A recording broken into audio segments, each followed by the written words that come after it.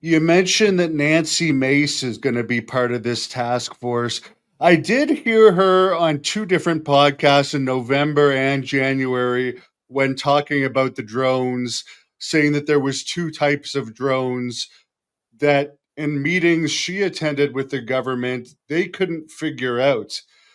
Has it come out since then that yes, even those ones were these FAA approved drones, or do you know anything about these types that supposedly may have been more orb like-ish or weird shapes that they couldn't actually figure out? The mysterious drone incursion is a lot more convoluted than what the media gives it credit for.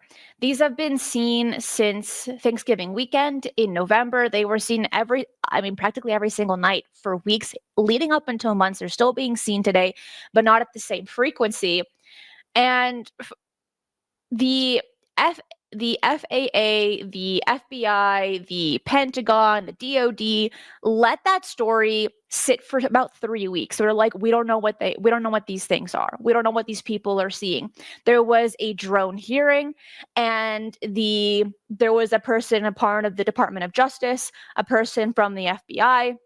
And they're like, yeah, we don't know what's going on.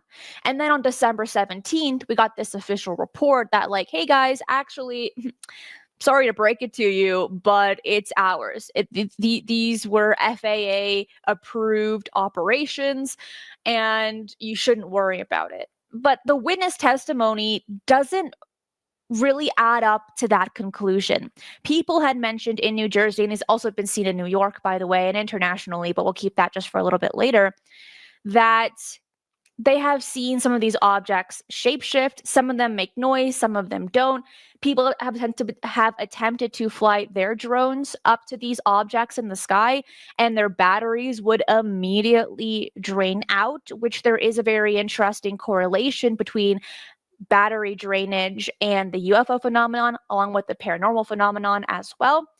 And then the story very, very quickly got brushed to the side when we got this conclusion of, come on, guys, they're drones. The FBI and the DoD have finally addressed this. But there were, allegedly, right? We don't have all the paperwork for all of it. Were some drone hearings behind closed doors, like you had mentioned that Nancy Mace was a part of and made commentary on. There's a lot more going on. I think that there could be a flurry of different things. Maybe some of them really are ours and some of them aren't. But looking at New Jersey, for instance, there is a Lockheed Martin facility that does specialize in drone operations. Another one is in Colorado, which, funny enough, Colorado had their own drone incursion in December of 2019 into January of 2020. That story came and left so quickly, and it wasn't remembered until this latest incursion that started a little late last year. And when we get these conclusions, that's when people no longer show an interest. But these conclusions aren't always necessarily true. The best example of this is Roswell. So we know it took place in 1947. It was written off as a flying saucer. The very next day, the RAAF said, actually, no, sorry, it's not that. We're investigating it. It's Project Mogul. And then years later, they're like, actually, no, it's Project High Dive, where we had these dummies and we were just kind of seeing how this all plays out. We're seeing that same pattern, that same blueprint with this latest incident that has been taking place in New Jersey and the entire East Coast, along with places like Denmark and Germany as well, just to name a few, and England also. There have been other reports internationally, but they haven't really made US news. However, it is important to keep our eye on these kinds of cases, and a really good place to do that is on ufonews.co. As far as your personal opinion on the whole mystery drone situation, what's your theory on what exactly happened there? It's a mixture of things. Looking at this, hearing the witness testimony, seeing how the New Jersey Sheriff Department showed a genuine concern in this, when we got the answers from the Pentagon that these are not a threat, the one of the head sheriffs of New Jersey uh, wrote an official response to that response by the Pentagon stating, no, this is a threat. We're scared. Our people are scared. We don't know what's going on. No one's giving us answers. And we don't have the proper equipment, like drone interception equipment, to bring these objects down.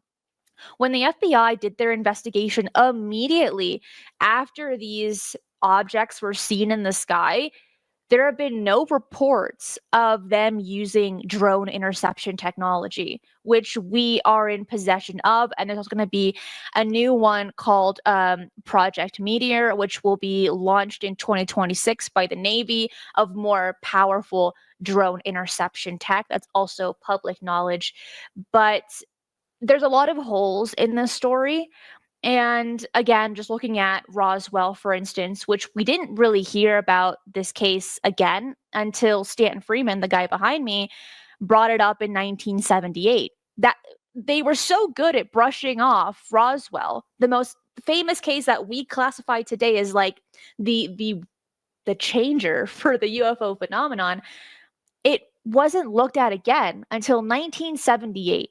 That same kind of thing could happen with these latest sightings in New Jersey, where now no one's talking about it, but a few decades down the line, there might be a more in-depth investigation where they're like, whoa, this was not FAA approved.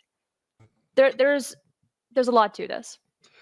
What did you think about Trump initially saying, before he was actually in power, that he was going to release the files on drones? Then after he got in power, he originally said it was going to be the next day. Then some time went by. He kind of brushed it off in a few interviews. Then they finally just released their statement, which was a very basic statement. What is your personal opinion? Do you think he found out more than he expected to find out, and that was the reason why he just put out a basic statement rather than the whole files? Presidential candidates have been using the "I will release UFO information" since about 2016, maybe a little before that. But during the 2016 elections, Bernie Sanders, Hillary Clinton, and I believe Donald Trump as well, they all said, if I become president, I will release that information. None of them did, right? They just used that as a tactic because it is a bipartisan issue. And then Trump said, okay, as soon as I get into office, I'll release this. And yes, we were all left hanging out to dry. We're like, okay, Mr. Trump, why don't you give us the goods? Like, what's going on? And then about a week or so later, the Pentagon spokesman, Caroline Leavitt, her explanation was 30 seconds long. And it was a very strange 30 seconds because she had stated that these were FAA approved, doing investigations and other reasons. We don't know what those reasons are. And then she ended her 30-second conclusion with, they are not the enemy. In the previous administration, the Biden administration, Pentagon spokesman John Kirby and Sabrina Singh said they're not ours, they're not foreign adversary, and that was that. So we didn't really have an answer as to what they were. Then we get this new administration and we're getting a different answer. No one's agreeing with each other, which I think that in itself should be a red flag. Because the two administrations, if they had the information, should have given the same answer, but they didn't. I wish people would grab onto that. It's jarring to look at.